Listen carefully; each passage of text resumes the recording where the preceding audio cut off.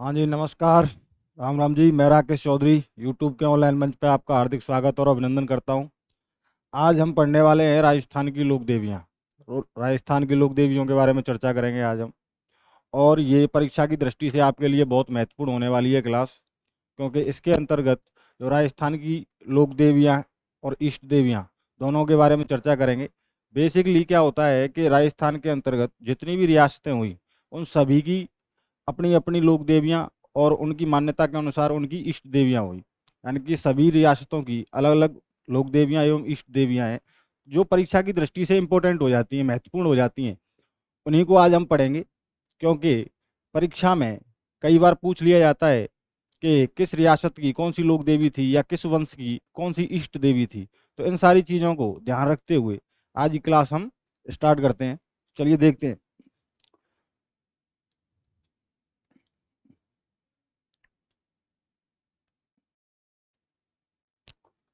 राजस्थान की लोक देवियाँ। राजस्थान की लोक देवियाँ।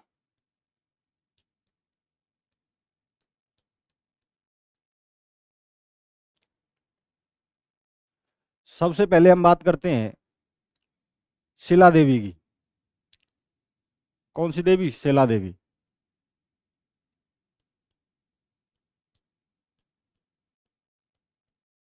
शिला देवी।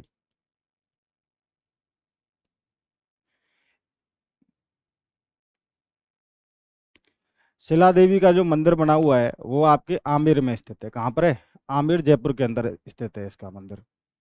इनके बारे में ये मान्यता है, शिला देवी के बारे में ये कहा जाता है कि इनकी जो मूर्ति है, उस मूर्ति को मानसिंह प्रथम आपके पूर्वी बंगाल से, वहाँ पर एक स्थान पड़ता है कैसगौर, और वहाँ का एक राजा हुआ करता था केदार कायस्थ, उससे लेकर आमेर में स्थित की थी। किसने? मानसिंह प्रथम ने। ऐसा माना जाता है कि मानसिंह प्रथम पूर्वी बंगाल से केदार कायस्थ से इस मूर्ति को लेकर आया था, जब उसने बंगाल अभियान किया था उस समय, और वहाँ से उस मूर्ति को लाकर उसने आमेर में स्थापित किया था। ऐसा माना जाता है कि जो शिला देवी की जो मूर्ति है, उसको लाने के बाद में मानसिंह ने काफ़ी युद्ध लड़े और वो युद्धों में जीता। तो ऐसा कहा जाता है कि मानसिंह के ऊपर शिला देवी का पूर्ण रूप से आशीर्वाद था, ऐसी मान्यता है। आगे बात करें शिला देवी के बारे में, तो ये एकमात्र राजस्थान की ऐसी देवी हैं जिन पर जल भी चढ़ाया जाता है और मदरा का भोग भी लगाया जाता है। यानी कि जल और मदरा दोनों चढ़ाए जाते हैं। किसके ऊपर? शिला देवी के ऊपर। इनका जो मंदिर हुआ, पहले तो मूर्ति स्थापित की मान सिंह ने, और जो मंदिर का निर्माण कार्य पूर्ण करवाया, वो करवाया आपके सवाई जय सिंह जी ने। किसने करवाया? सवाई जय सिंह जी ने इसके मंदिर का निर्माण करवाया। आगे बात करें शिला देवी की, तो इनकी जो मूर्ति है वो अष्टभुजी मूर्ति है। कैसी है? अष्टभुजी, यानी कि 8 भुजाएं हैं उसकी। और जो मूर्ति है वो काले संगमरमर से निर्मित है। किससे? काले संगमरमर से निर्मित है। और कम से कम 3 फीट ऊंची है लगभग। कितनी? 3 फीट ऊंची इनकी मूर्ति है। किसकी? शिला देवी जी। चलिए बात करते हैं सबसे पहले मानसिंह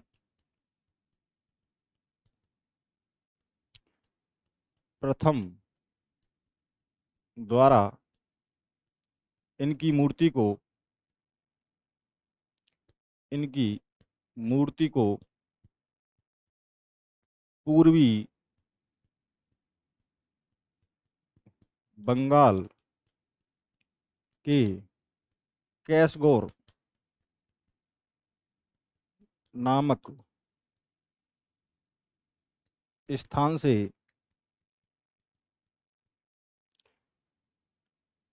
केदार कायस्थ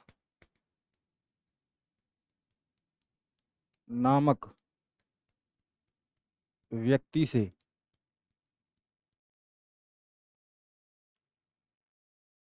व्यक्ति से लाकर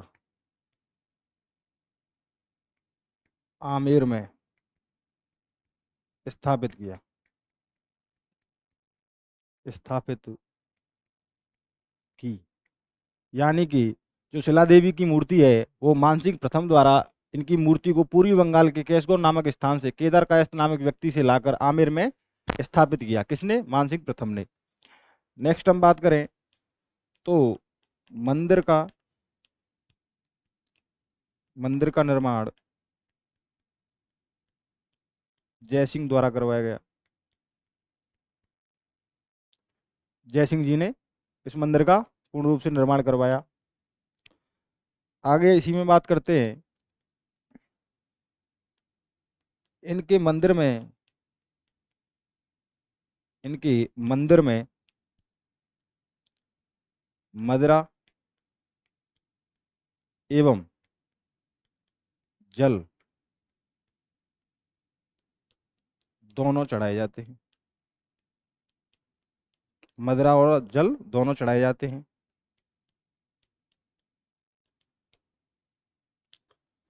ये बात याद रखनी है, इंपॉर्टेंट है कि ऐसी कौन सी लोक देवी है जिस पर मदिरा और जल दोनों को चढ़ाया जाता है, तो वो कौन सी हो जाएगी? हमारी शिला देवी जी हो जाएंगी। चलिए नेक्स्ट बात करते हैं अपन इनकी शिला देवी की मूर्ति। शिला देवी की मूर्ति लगभग 3 फीट ऊंची है।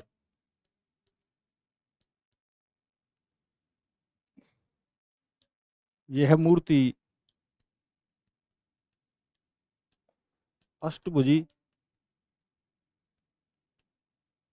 अष्टभुजी एवं काले संगमरमर से निर्मित है।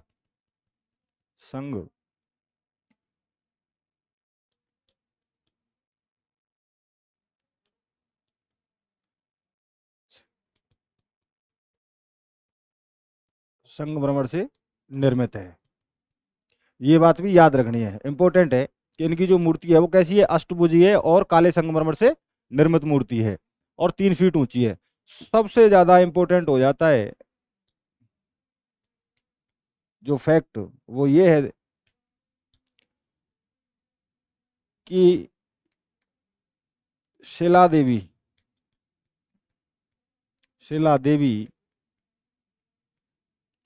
कछवाहा वंश की इष्ट देवी है। कैसी हैं?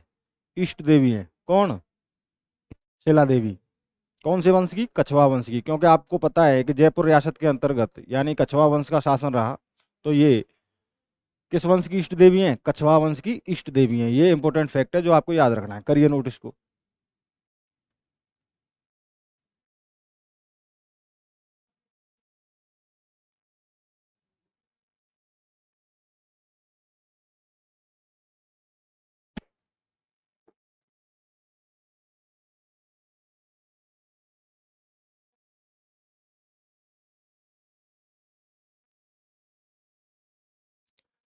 चलिए अब सेकंड बात करते हैं अपन करणी माता की।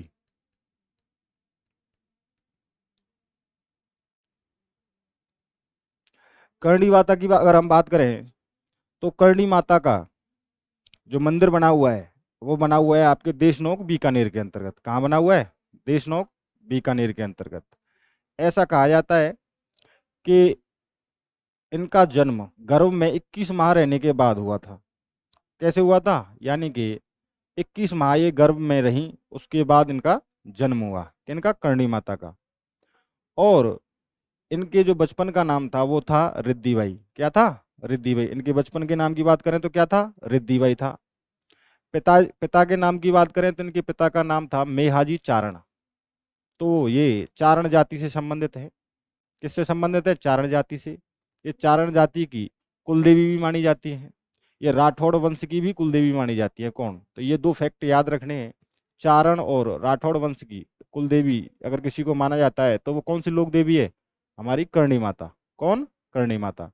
आगे बात करें तो इनका जो मंदिर है जो कि बना हुआ है आपके देशनोक बीकानेर के अंतर्गत। कहाँ बना हुआ है दोस्तों? देशनोक बीकानेर के अंतर्गत बना हुआ है। उसका निर्माण करवाया आपके गंगा सिंह जी द्वारा। किसके द्वारा करवाया गया? गंगा सिंह जी के द्वारा निर्माण करवाया गया। बात करें जो इनके मंदिर में किवाड़ लगे हुए हैं, ऐसा कहा जाता है कि अलवर के राजा हुए बख्तावर सिंह, उन्होंने उस मंदिर के किवाड़ लगवाए थे। किसके? करणी माता के। तो प्रश्न पूछ लिया जाता है कई बार एग्जाम में कि किस मंदिर के किवाड़ अलवर के राजा बख्तावर सिंह ने लगवाए थे? तो करणी माता मंदिर के लगवाए थे। ये बात याद रखनी है। आगे हम बात करें तो ये जो करणी माता थी, इनकी 6 बहनें और थीं। कितनी? 6 बहनें और थीं। उन 6 बहनों को शक्ति का अवतार माना जाता है। किसका अवतार माना जाता है? शक्ति का अवतार मानकर उनकी पूजा की जाती है। किनकी? करणी माता की बहनों की, जो कि कितनी थी? 6 थी। आगे हम बात करें तो जब इनकी मृत्यु हुई, यानी कि इन्होंने समाधि ली, कहाँ पर? धिनेरू, यानी कि धिनेरू नाम का एक गांव पड़ता है, वहां पर एक तालाब था, उसमें उन्होंने 150 वर्ष की आयु में, कितनी आयु में? 150 वर्ष की आयु में इन्होंने समाधि ली। और आप सभी को पता होगा कि जब 100 साल से ऊपर किसी की उम्र हो जाती है तो ऐसा कहा जाता है कि वो उसके दाढ़ी मूछ आने लग जाती हैं। क्या आने लग जाती हैं? दाढ़ी मूछ आने लग जाती हैं। तो इनको दाढ़ी वाली डोकरी के नाम से भी जाना जाता है। किनको? करणी माता को। किसको कहा जाता है दाढ़ी वाली डोगरी? करणी माता को कहा जाता है। आगे बात करें तो इनके मंदिर में जो सबसे अलग एक विशेषता है वो ये है कि इनके मंदिर में सफेद चूहे पाए जाते हैं। कैसे चूहे पाए जाते हैं? सफेद चूहे पाए जाते हैं। उन चूहों को क्या कहा जाता है? काबा कहा जाता है उनको। क्या कहा जाता है दोस्तों? उन चूहों को, सफेद चूहों को काबा कहा जाता है। ये बात भी बहुत इंपॉर्टेंट है।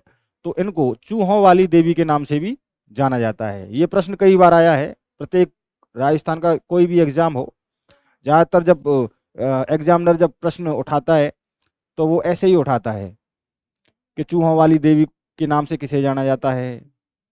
तो करणी माता को जाना जाता है। और सफेद चूहों को क्या कहा जाता है?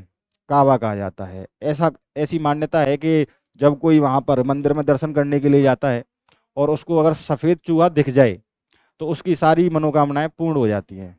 ऐसी वहां मान्यता है। कहाँ पर? करणी माता के मंदिर में, जो कहाँ बना हुआ है? आपके देशनोक बीकानेर के अंदर बना हुआ है। चलिए देखते हैं।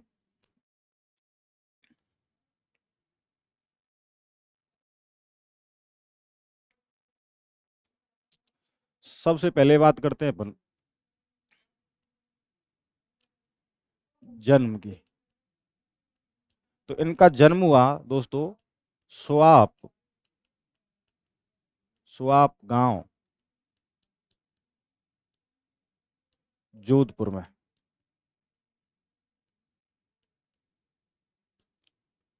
कहाँ हुआ? स्वाप गांव, जोधपुर के अंतर्गत इनका जन्म हुआ। बात करें पिता की, तो पिता का नाम था इनके का मेहाजी चारण। मेहाजी चारण।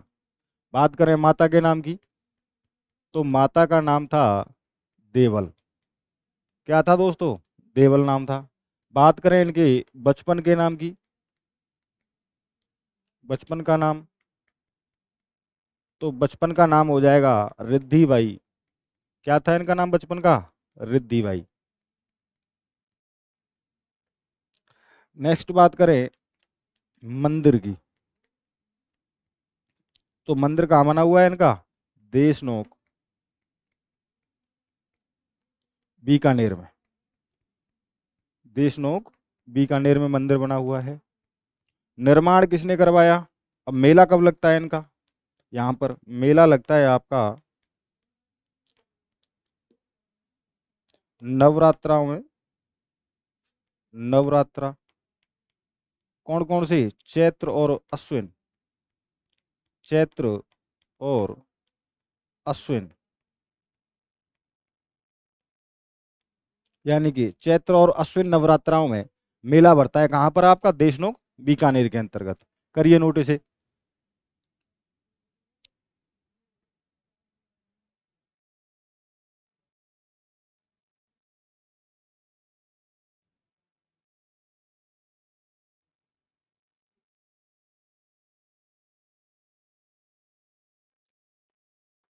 चलिए नेक्स्ट बात करते हैं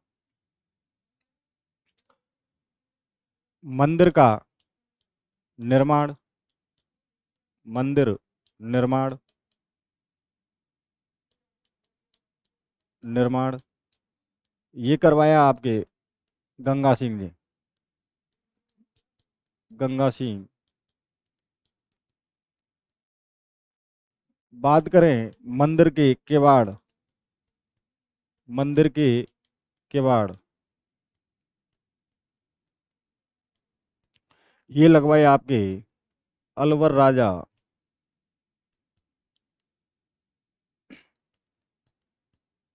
अलवर राजा बख्तावर सिंह।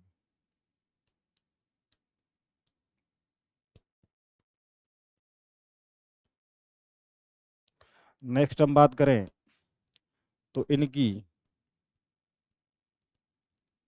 इनकी 6 बहनें थीं। 6 बहनें थीं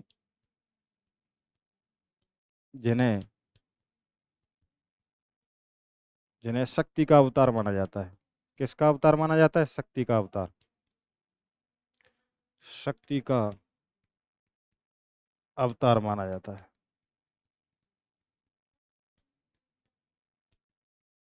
नेक्स्ट हम बात करें तो इन्होंने इन्होंने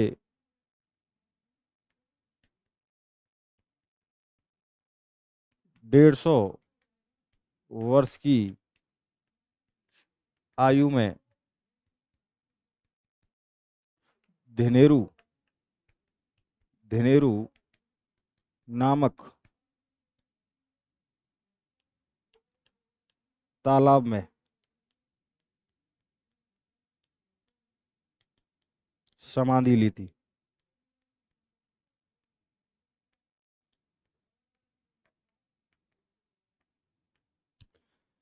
धिनेरू नामक तालाब में इन्होंने समाधि ली थी। कब ली थी? 150 वर्ष की आयु में। 150 वर्ष की आयु में धिनेरू नामक तालाब में ली थी। 6 बहनें थी इनकी जिन्हें क्या कहा जाता है? शक्ति का अवतार। किवाड़ लगवाए आपके बख्तावर सिंह ने और मंदिर का निर्माण करवाया आपके गंगा सिंह जी द्वारा। करिए नोटिस।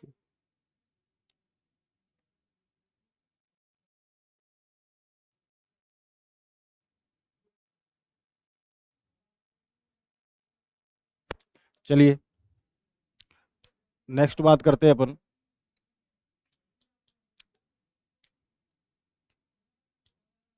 मंदिर में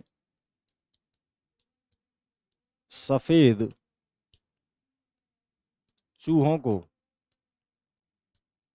क्या कहा जाता है? कावा कहते हैं।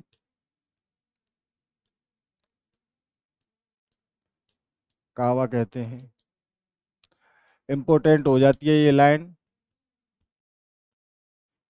इन्हें चूहों वाली चूहों वाली वाली देवी कहा जाता है।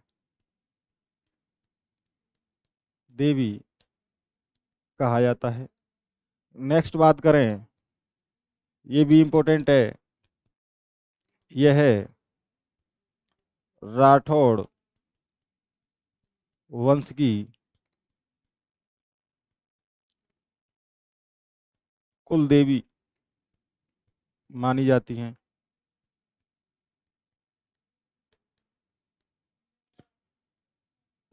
नेक्स्ट ये भी इंपॉर्टेंट है। यह चारण जाति की भी कुल देवी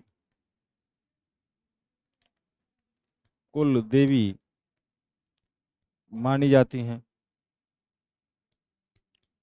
मानी जाती हैं। ये दोनों बातें याद रखनी है। ये राठौड़ वंश की भी कुल देवी हैं और चारण जाति की भी कुल देवी हैं। ये चीज इंपॉर्टेंट है, याद रखनी है। नेक्स्ट हम बात करें तो इनका जो जन्म हुआ था, इनका जन्म गर्भ में 21 माह रहने के बाद हुआ था, रहने के बाद हुआ था।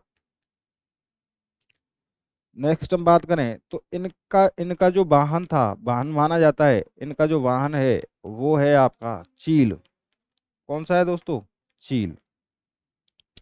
ऐसी मान्यता है कि इन्होंने अपने मंदिर की नींव स्वयं रखी थी। किसने? करणी माता ने। इन्होंने अपने मंदिर की नींव स्वयं रखी थी। बाकी हम बात करें तो इन्होंने राव बीका को आशीर्वाद दिया था। राव बीका इनके पास आता है, जब उसको उसकी रियासत से अलग कर दिया जाता है तो राव बीका इनके पास, करणी माता के पास आशीर्वाद लेने के लिए आता है कि मुझे बताइए कि मैं अपने राज्य की नींव कैसे रखूं। तो जब करणी माता राव बीका को आशीर्वाद देती है तो प्रश्न ये बनता है कि राव बीका को बीकानेर बसाने का आशीर्वाद किसने दिया था? तो आपके करणी माता ने दिया था। किसने दिया था? करणी माता ने दिया था। तो ये बात इंपॉर्टेंट हो जाती है। चलिए देखते हैं। इन्होंने अपने मंदिर की नींव, अपने मंदिर की नींव स्वयं रखी थी, स्वयं रखी थी। नेक्स्ट हम बात करें, इन्होंने इन्होंने इन्होंने राव बीका को बीकानेर बसाने का आशीर्वाद दिया था।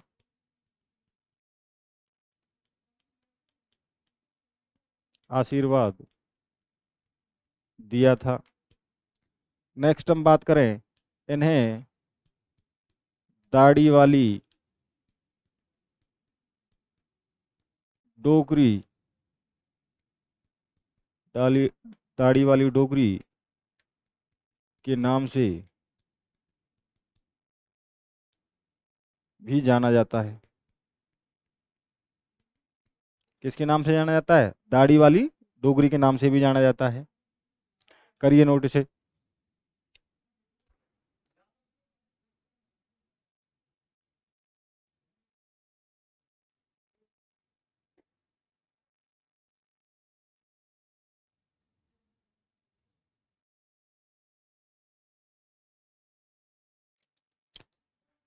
चलिए, और एक दो फैक्ट और लिखना चाहें तो लिख सकते हो।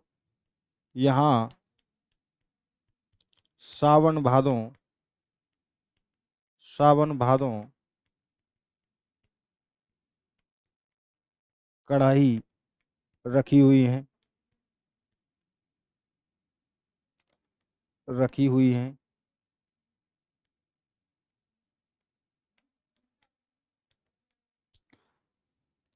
करिए नोटिस।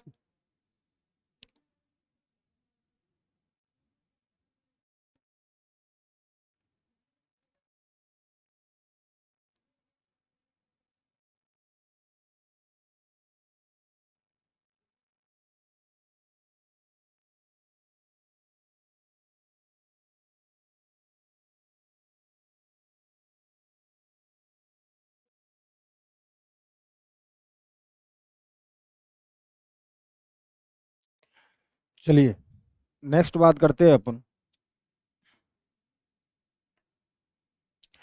जीर्ण माता की। जीर्ण माता, जीर्ण माता की हम बात करें तो इनका जो मंदिर बना हुआ है वो बना हुआ है आपके रैबासा सीकर के अंतर्गत। कहाँ पर बना हुआ है? रैबासा सीकर के अंतर्गत बना हुआ है। बात करें इनके इनके जन्म की तो इनका जन्म हुआ था आपके धांधु गांव। धांधु गांव ये आपके सीकर में पड़ता है, वहां पर इनका जन्म हुआ था। किसका? जीर्ण माता का। बात करें इनके बचपन के नाम की तो इनको जयंती माला के नाम से संबोधित किया जाता था। किसके नाम से? जयंती माला के नाम से।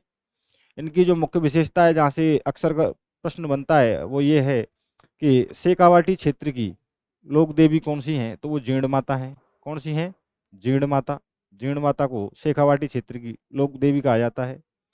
इनको मधुमक्खियों वाली देवी के नाम से भी जाना जाता है। किसके नाम से जाना जाता है? मधुमक्खियों की देवी के नाम से जाना जाता है। बात करें अक्षर कर, जो और इम्पोर्टेंट हो जाता है कि औरंगजेब द्वारा सवामन तिल कहाँ किस मंदिर में चढ़ाया जाता था, तो वो आपका जीर्ण माता। किसके मंदिर में चढ़ाया जाता था? जीर्ण माता के मंदिर में चढ़ाया जाता था दोस्तों। और दूसरा इंपॉर्टेंट, यानी कि जीर्ण माता इसलिए इंपॉर्टेंट हो जाती है क्योंकि अक्सर कर यहाँ से प्रश्न बनता है, और इनकी ऐसी विशेषताएं हैं जिसके कारण एग्जामिनर यहाँ से प्रश्न उठाता है कई बार। वो ये है कि औरंगजेब यहाँ पे सवामन तेल चढ़ाता था। इनके मंदिर में 2.5 प्याला शराब चढ़ती है, यानी कि 2.5 प्याला शराब जिस मंदिर में चढ़ती है वो आपके जीर्ण माता है। और जो पॉपुलर प्रश्न है, यानी कि किस लोक देवी का गीत सबसे लंबा है, तो वो आपके जीर्ण माता का मंदिर है। यानी कि जीर्ण माता का जो लोकगीत है वो सबसे लंबा है सभी लोक देवियों में। और लोक देवताओं में मैंने बताया था आपको कि सबसे लंबी फड़ अगर किसी लोक देवता की है तो वो कौन है? आपके देवनारायण जी है। कौन है? देवनारायण जी हैं। लोक देवियों में सबसे लंबा गीत किसका है? तो जीर्ण माता का है। ये बात याद रखनी है। चलिए अब बात करते हैं फैक्टों की। जन्म हुआ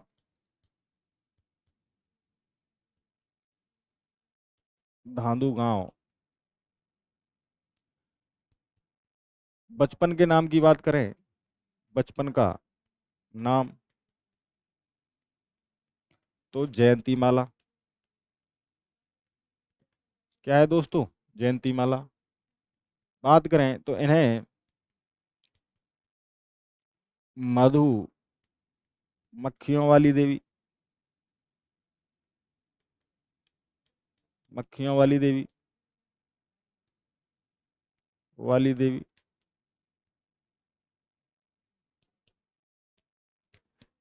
शेखावाटी क्षेत्र की लोक देवी। नेक्स्ट हम बात करें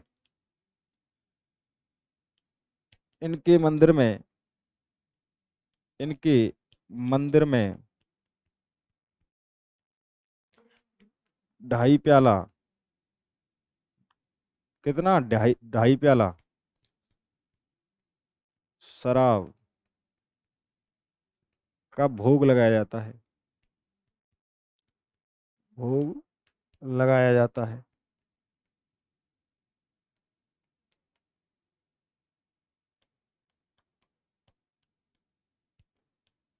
करिए नोटिस।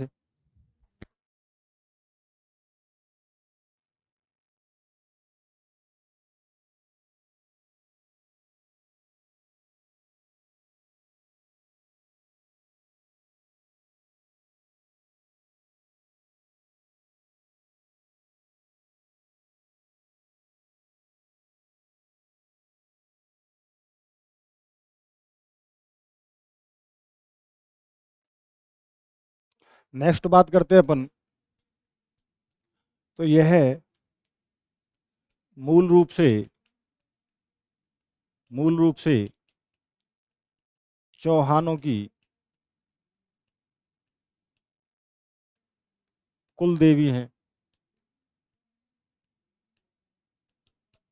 चौहानों की कुल देवी किसे माना जाता है? जीर्ण माता को माना जाता है। ये बात याद रखनी है। नेक्स्ट हम बात करें, यहाँ औरंगजेब, औरंगजेब प्रतिवर्ष,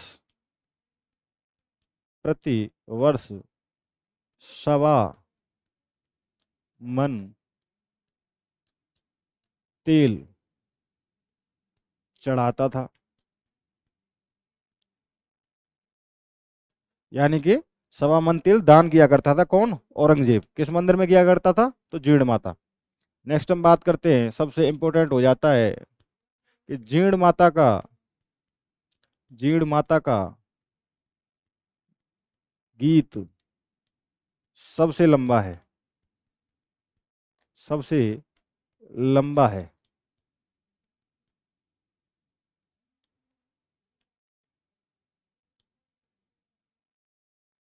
क्या है दोस्तों? सबसे लंबा गीत किसका है? तो जीर्ण माता का है। नेक्स्ट हम बात करें मंदिर की।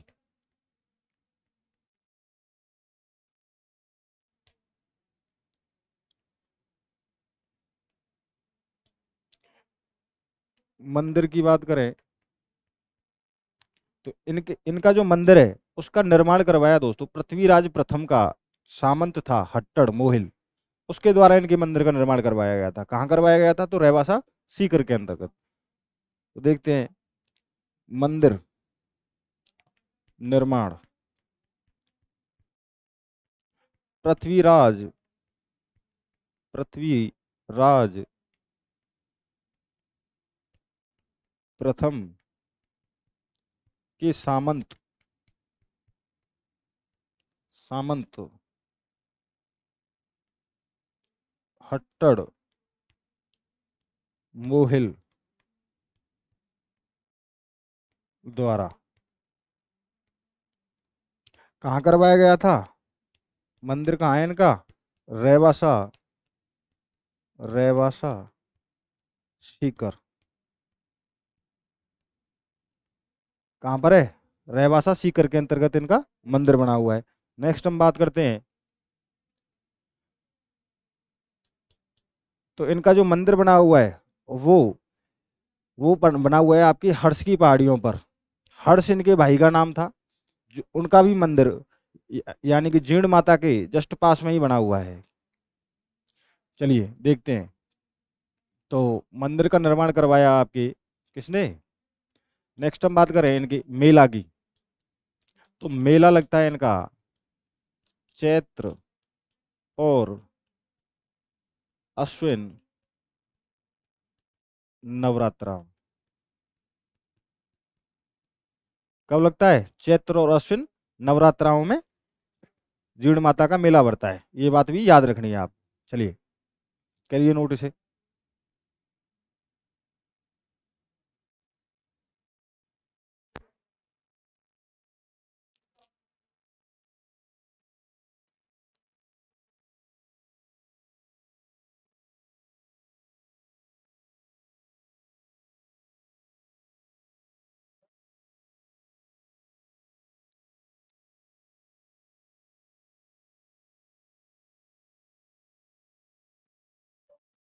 चलिए नेक्स्ट बात करते हैं अब शाकंभरी माता की।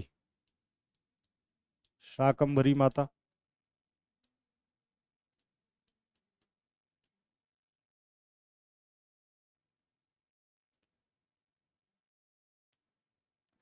शाकंभरी माता की हम बात करें तो इनको साग सब्जी वाली देवी के नाम से जाना जाता है। किसके नाम से जाना जाता है? साग सब्जी वाली देवी के नाम से जाना जाता है। किसको?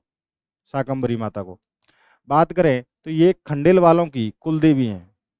कौन सी? खंडेल वालों की कुल देवी कौन है? शाकंभरी माता या सकराय माता। सकराय माता भी कहा जाता है इनको। और बात करें इष्ट देवी की तो ये आपकी चौहानों की इष्ट देवी हो जाएंगी। किसकी? चौहानों की इष्ट देवी हो जाएंगी। कुल देवी कौन है चौहानों की? तो जीर्ण माता। और इष्ट देवी कौन हो जाएंगी आपकी? शाकंभरी माता। चलिए यानी कि ये इन्हें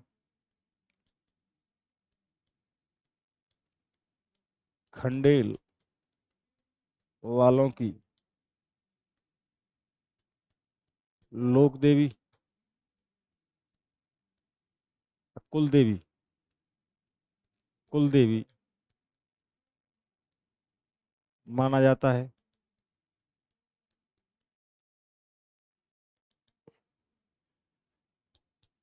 ये चौहानों की चौहानों की इष्ट देवी हैं। नेक्स्ट हम बात करें इन्हें इन्हें साग साग सब्जी वाली साग सब्जी वाली देवी के नाम से देवी के नाम से जाना जाता है जाना जाता है। ये बात याद रखनी है, इंपॉर्टेंट है। खंडेल वालों की कुल देवी हैं, चौहानों की इष्ट देवी हैं और साग सब्जी वाली देवी के नाम से इनको जाना जाता है। करिए नोट।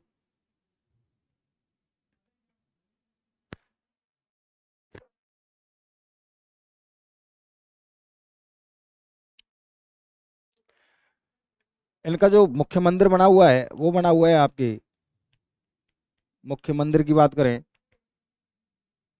मुख्य मंदिर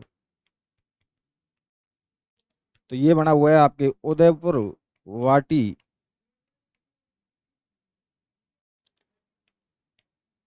उदयपुर वाटी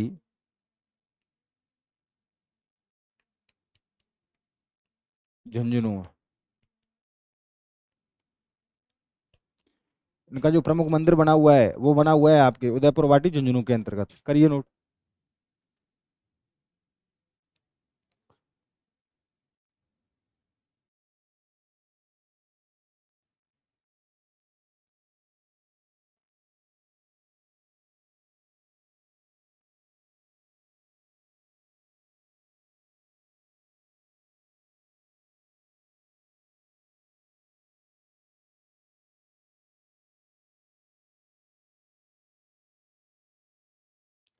चलिए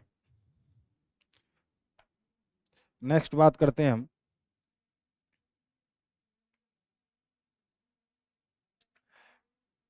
कैला माता की।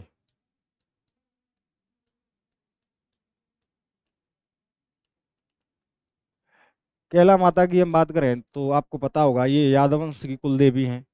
किसकी? यादव वंश की कुल देवी माना जाता है किसको? कैला माता को। कैला माता का मंदिर आपका करौली के अंतर्गत बना हुआ है, जो कि एक त्रिकूट पहाड़ी पर बना हुआ है। कहाँ पर बना हुआ? किस पहाड़ी पर? त्रिकूट पहाड़ी पर बना हुआ मंदिर है कैला माता का।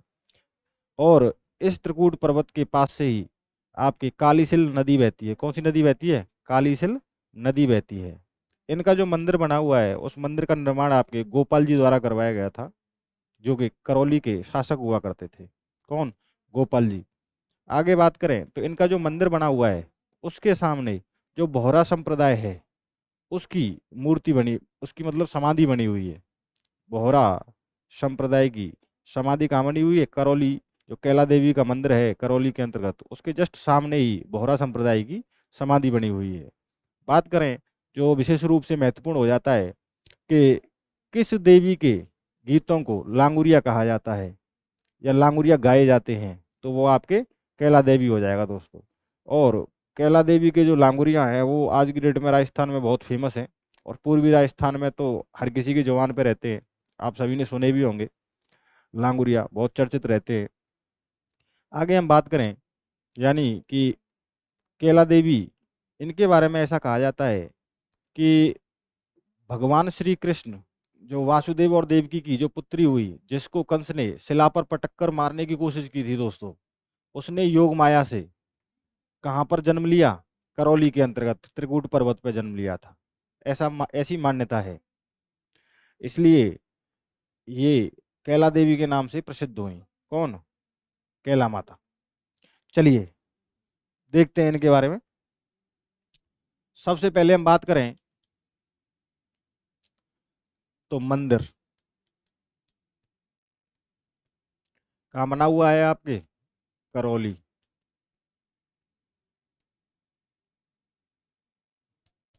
किस पहाड़ी पर बना हुआ है? तो त्रिकूट पर्वत, त्रिकूट पर्वत पर बना हुआ है। कौन सी नदी बहती है? तो नदी हो जाएगी आपकी कालीसिल। कालीसिल नदी के पास में, यानी कि पहाड़ी की बात करें तो त्रिकूट पर्वत, नदी की बात करें तो कौन सी नदी बहती है? आपकी कालीसिल नदी बहती है। नेक्स्ट बात करें, ये यादव, यादव वंश की कुल देवी हैं।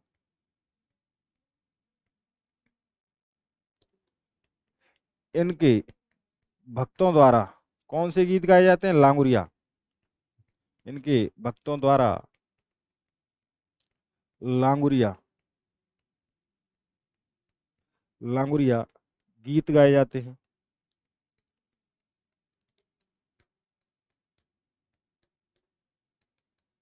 वैसे इनके भक्तों को लांगुरिया ही कहा जाता है। क्या कहा जाता है? लांगुरिया ही कहा जाता है इनके भक्तों को। इसलिए गीतों का नाम भी क्या पड़ गया आपके? लांगुरिया, क्योंकि इनसे संबंधित ही गीत होते हैं इनके। नेक्स्ट हम बात करें इनके भक्तों को लांगुरिया कहा जाता है। यादव वंश की कुल देवी हैं। नदी है कालीसिल और पहाड़ी है आपकी त्रिकूट पर्वत। और मंदिर बना हुआ है आपके करौली के अंतर्गत। मंदिर का जो निर्माण करवाया, मंदिर निर्माण वो करवाया दोस्तों आपके गोपाल सिंह ने। गोपाल सिंह ने। इनके मंदिर के सामने, इनके मंदिर के सामने, मंदिर के सामने, सामने बोहरा संप्रदाय की, बोहरा संप्रदाय की छतरी बनी हुई है। छतरी बनी हुई है। ये बात इंपॉर्टेंट हो जाती है। कई बार एग्जाम में पूछा गया है कि बोहरा संप्रदाय की छतरी किस मंदिर के सामने है, तो वो कैला देवी हो जाएगा। और कैला देवी के मंदिर का निर्माण जो करवाया वो आपके करवाया गोपाल सिंह जी द्वारा। ये बात इंपॉर्टेंट है, याद रखनी है। चलिए करिए नोट इसे।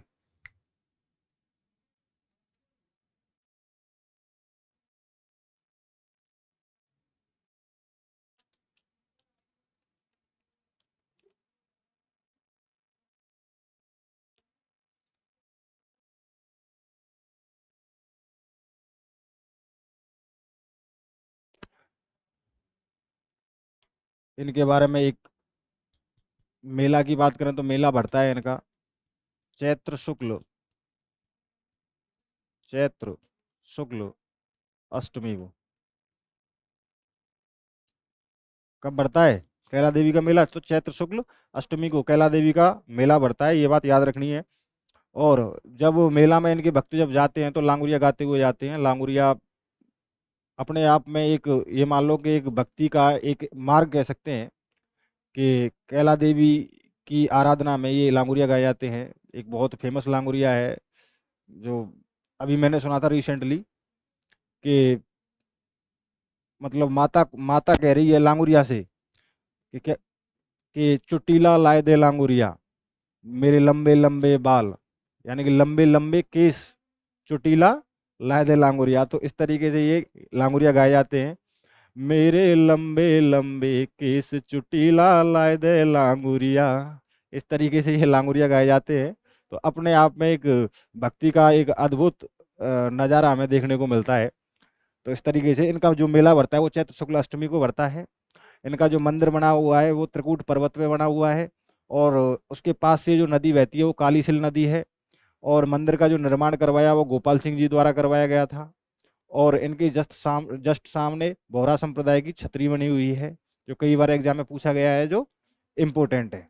और इनके भक्तों को लांगुरिया कहा जाता है।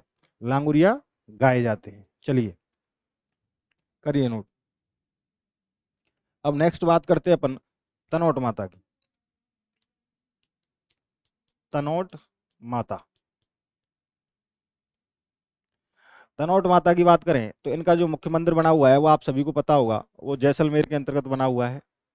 और आपको ध्यान हो तो आपने बॉर्डर मूवी देखी हो, तो वहां पर जो एक छोटा सा मंदिर था वो तनोट माता का ही मंदिर था, उसमें आपने देखा होगा। तो सेना के जवान इस मंदिर में पूजा करते हैं। तो इस मंदिर के नाम भी वैसे ही पड़ गए, यानी कि इसे थार की वैष्णो देवी कहा जाता है। क्या कहा जाता है? थार की वैष्णो देवी किसे कहा जाता है? तनोट माता को कहा जाता है। सेना के जवानों की देवी किसको कहा जाता है? तनोट माता को कहा जाता है। और इन्हें रूमाल वाली देवी भी कहा जाता है। किनको? तनोट माता को। इनका जो मंदिर बना हुआ है वो आपके तनोट जैसलमेर के अंतर्गत बना हुआ है। ऐसा कहा जाता है कि जब वो युद्ध हुआ था उस समय, तो आसपास के सभी गांव नष्ट हो गए थे, लेकिन ये तनोट माता का जो मंदिर था इसमें किसी प्रकार की कोई भी क्षति नहीं हुई थी। और तनोट माता के आशीर्वाद से ही उस युद्ध को जीता गया था, ऐसी मान्यता है। तो इसलिए पहले तो ये छोटा सा मंदिर था, लेकिन अब तो बहुत ही आकर्षक बना दिया गया है इसको। और यहाँ पर नित्य प्रतिदिन सेना के जवान इस मंदिर में पूजा आरती करते हैं, दीपक जलाते हैं। इसलिए तनोट माता की बहुत ज़्यादा मान्यता है। किसके रूप में? थार की वैष्णो देवी के रूप में। चलिए देखते हैं इंपॉर्टेंट फैक्ट। सबसे पहले तो मंदिर, मंदिर बना हुआ है आपके तनोट जैसलमेर। तनोट जैसलमेर में।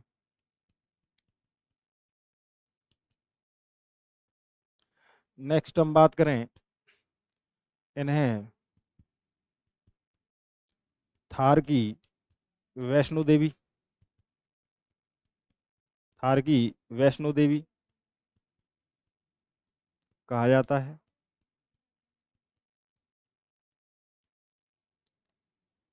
सेना के जवानों की देवी, जवानों की देवी। रूमाल वाली देवी, रूमाल वाली देवी देवी कहा जाता है।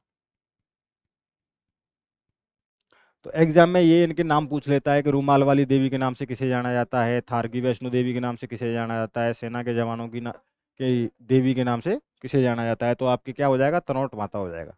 करिए नोट।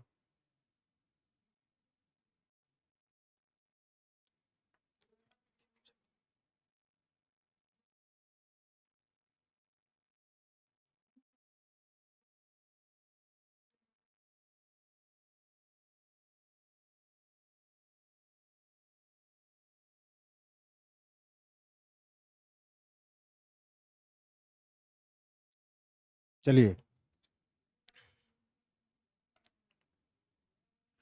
बात करते हैं आशापुरी माता की। आशापुरी माता की बात करें तो इनका जो मंदिर बना हुआ है वो बना हुआ है आपके मोदरा पाली के अंतर्गत। कहाँ पर इनका जो मंदिर बना हुआ है वो कहाँ है आपके, मोदरा,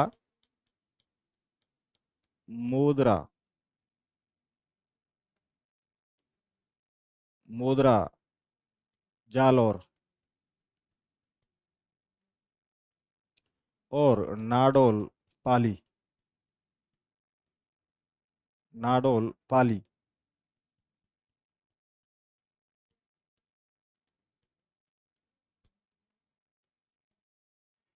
इनके बारे में कहा जाता है कि इनकी जो महिलाएं पूजा करती हैं तो वो अपने हाथों में मेहंदी नहीं लगाती। क्या नहीं लगाती, मेहंदी नहीं लगाती। और पूजा करते समय घूंघट नहीं करती। कौन, महिलाओं के द्वारा आशापुरी माता का, माता की पूजा करते समय हाथों में मेहंदी नहीं लगाई जाती और घूंघट नहीं करती महिलाएं।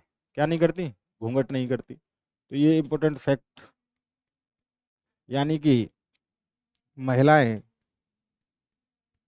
महिलाएं पूजा,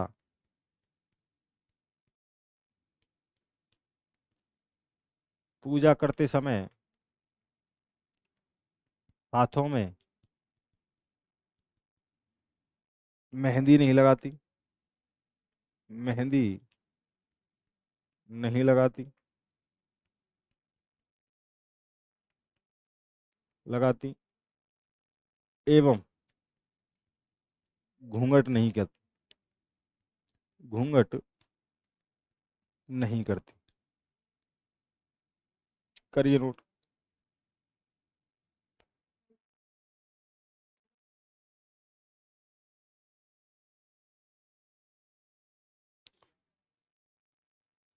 जो इम्पोर्टेंट फैक्ट हो जाता है इसका वो ये है कि ये आपकी सोनगरा,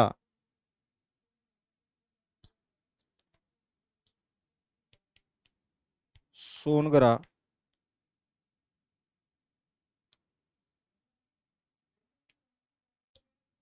सोनगरा चौहान एवं बिस्सा ब्राह्मणों की, ब्राह्मणों की कुल देवी है।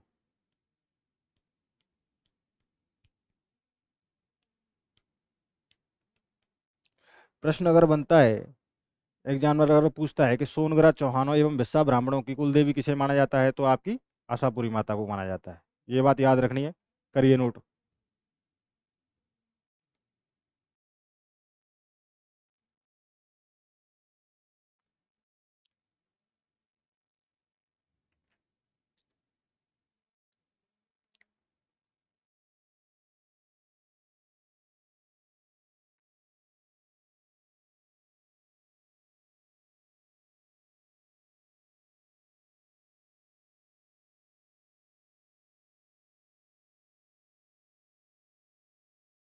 चलिए नेक्स्ट बात करते हैं अपन आई माता की।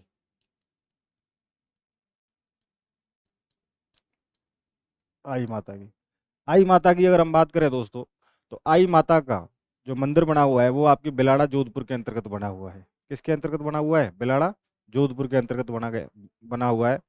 बात करें तो ये आपकी सिरवी जाति की कुलदेवी मानी जाती हैं। कौन? आई माता को सिरवी जाति की कुलदेवी माना जाता है। आपको पता होगा जब मैं लोक देवता पढ़ा रहा था और लोक संत पढ़ा रहा था, उस समय मैंने आपको बताया था कि आई माता रामदेव जी की शिष्या थी। कौन थी? शिष्या। एकमात्र शिष्या कौन थी? आई माता। किसकी? रामदेव जी की। दूसरे नंबर बात यह है कि इनका जो मंदिर बना हुआ है, उस मंदिर के अंतर्गत कोई भी प्रतिमा नहीं है, यानी कि कोई मूर्ति नहीं है। इसी कारण उस मंदिर को, यानी कि इनके मंदिर को दरगाह कहा जाता है। क्या कहा जाता है? दरगाह कहा जाता है। ऐसी मान्यता है कि इनके मंदिर में दीपक से निरंतर केसर टपकता है। यानी कि जो लौ जलती है, ये अपने आप में ही बहुत अद्भुत चमत्कार है कि जहाँ अग्नि प्रज्वलित हो रही है और वहां से निरंतर केसर टपकता हो, ऐसा एकमात्र मंदिर अगर कोई विश्व में है तो वो है किसका?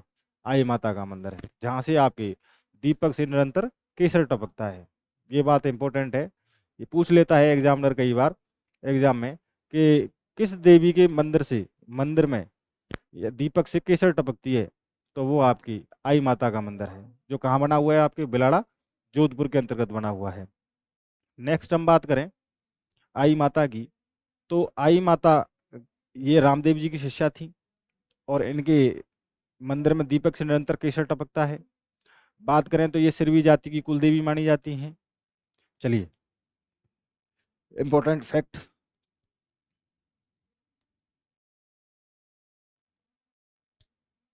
मंदिर बिलाड़ा जोधपुर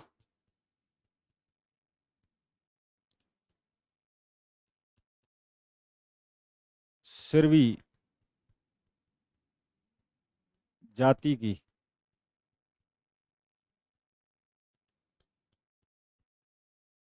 कुलदेवी है।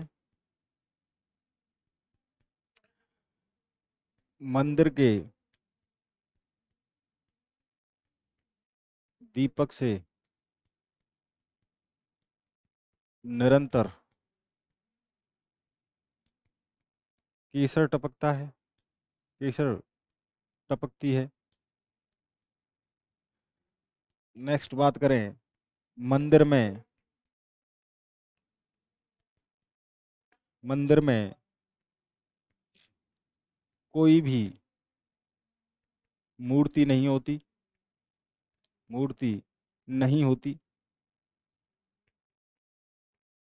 नहीं होती है।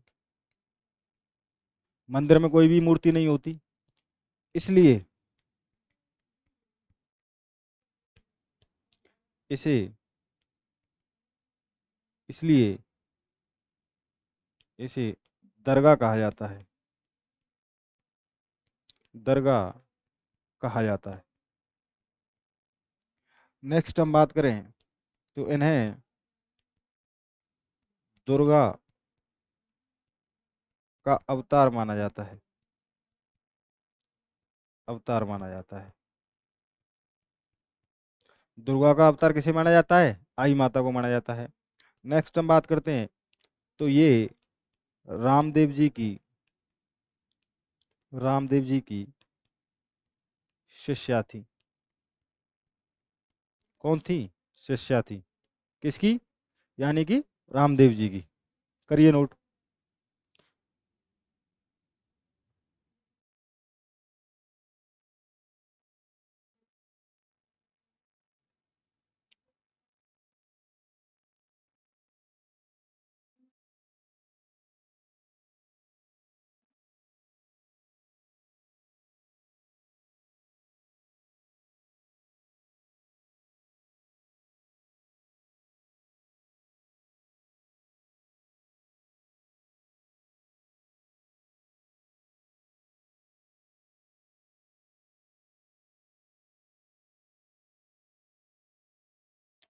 चलिए नेक्स्ट बात करते हैं हम नारायणी माता की। नारायणी माता।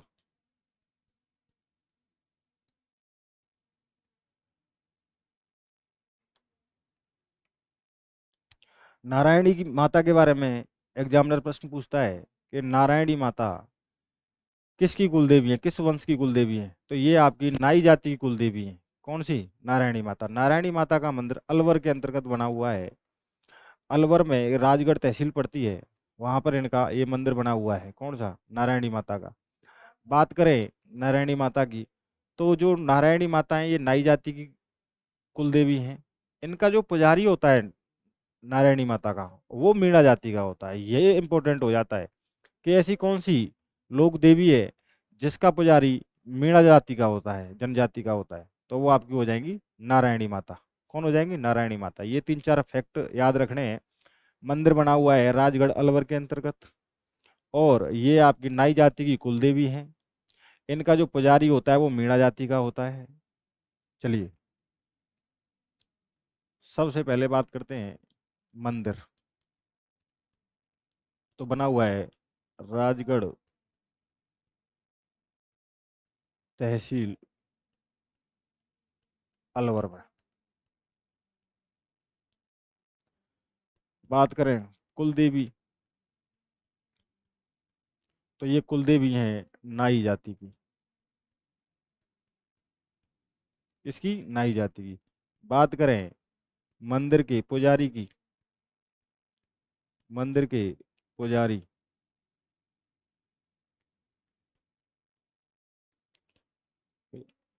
मीणा जाति, मीणा जाति।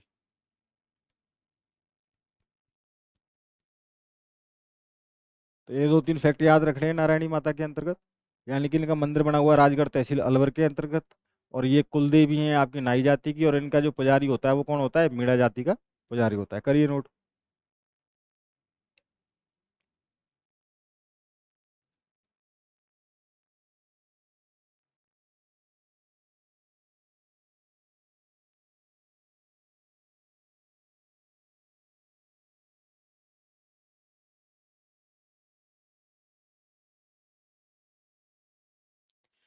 चलिए नेक्स्ट बात करते हैं अब शीतला माता की।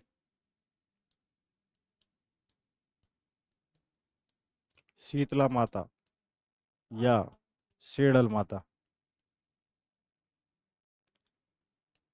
सेडल माता।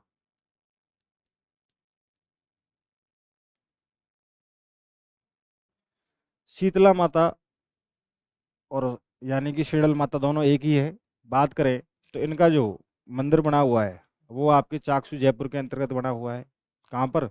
चाकसू जयपुर के अंतर्गत इनका मंदिर बना हुआ है। इनकी जो पूजा की जाती है, यानी कि इनकी जो मूर्ति स्थापित है वहां पर, वो खंडित अवस्था में है। किस अवस्था में? खंडित अवस्था में। तो राजस्थान की एकमात्र लोक देवी जिनकी मू- मूर्ति खंडित अवस्था में है, तो वो कौन सी हो जाएंगी? आपकी शीतला माता हो जाएंगी। कौन सी हो जाएंगी? शीतला माता हो जाएंगी। शीतला माता की पूजा अक्सर वो वे महिलाएं करती हैं जिनको संतान प्राप्ति नहीं होती। तो हम कह सकते हैं कि यानी कि जो बांझ महिलाएं होती हैं उनके द्वारा शीतला माता की पूजा की जाती है संतान प्राप्ति के लिए। किसके लिए? संतान प्राप्ति के लिए। शीतला माता की जो शीतला माता का जो वाहन है वो है आपका गधा। कौन होता है? गधा होता है।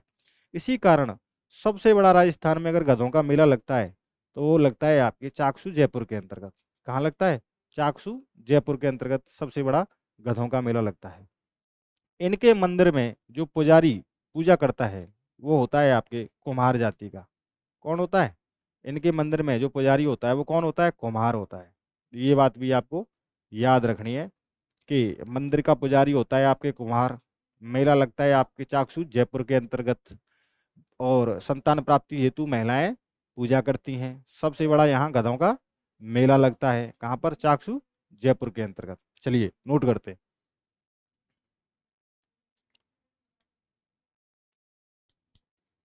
यानी कि मंदिर ये बनाया आपका चाकसू जयपुर।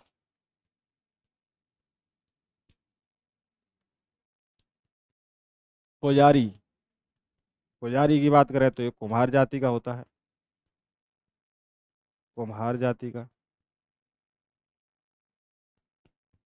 मूर्ति की बात करें तो मूर्ति है आपकी खंडित अवस्था में, खंडित अवस्था में। नेक्स्ट हम बात करें तो वाहन, इनका जो वाहन है वो गधा है। क्या है? गधा। इस कारण यहाँ क्या लगता है? राजस्थान का, राजस्थान का सबसे बड़ा गधों का मेला लगता है, मेला लगता है। नेक्स्ट हम बात करें तो महिलाएं संतान प्राप्ति हेतु इनकी पूजा करती हैं।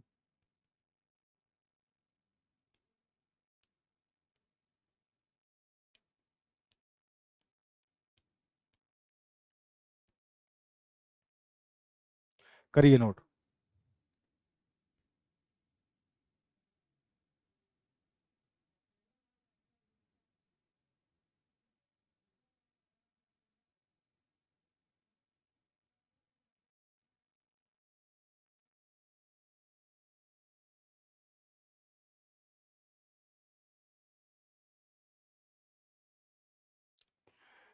इनके बारे में 2 पॉइंट और याद रख लेने जो इम्पोर्टेंट है।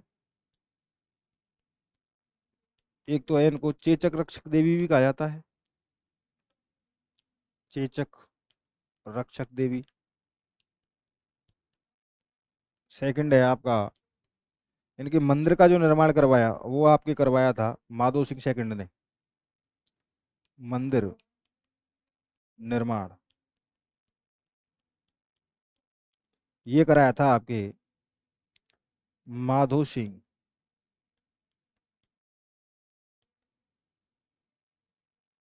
सेकंड ने। तो ये 2 पॉइंट और याद रखने हैं। एक तो इनको चेचक रक्षक देवी कहा जाता है, दूसरा इनके मंदिर का जो निर्माण करवाया था वो करवाया था आपके माधो सिंह सेकंड के द्वारा करवाया गया था। करिए नोट। चलिए इसी के साथ आज की क्लास हम समाप्त करते हैं। धन्यवाद। आगे की जो लोक देवियां हैं वो हम नेक्स्ट क्लास में पढ़ेंगे। इसी के साथ मैं क्लास समाप्त करता हूँ। धन्यवाद।